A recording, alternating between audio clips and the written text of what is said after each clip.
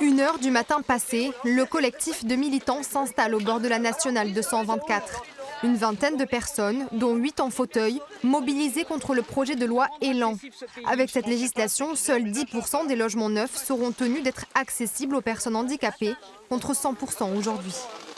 Le quotidien est difficile, mais cette loi va l'aggraver, j'ai envie de vous dire. Puisque bon, plein de logements en moins, 90% accessibles pour les fauteuils en moins. Déjà que c'est galère de trouver un appartement, j'ai envie de vous dire, voilà, nous allons tous vivre dans la rue et puis nous allons peut-être construire nous-mêmes nos habitations. Voilà, nous réfléchissons à tout ça. Objectif de la manœuvre, bloquer le passage du convoi transportant des pièces de l'A380 d'Airbus.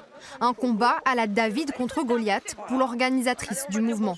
Aujourd'hui, c'est cette opération qui vise Airbus, la plus grosse entreprise du coin et même une entreprise connue internationalement. Nous voulons que le Premier ministre et Tom Enders, le PDG d'Airbus, nous appellent. Tant qu'ils ne nous auront pas appelés, nous ne bougerons pas.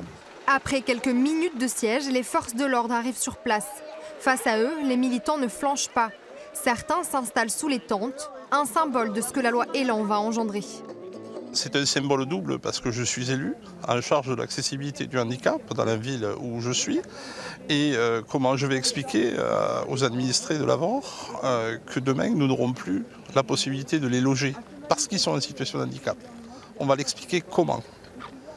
On a un devoir de faire quelque chose aujourd'hui. Je suis moi-même en situation de handicap.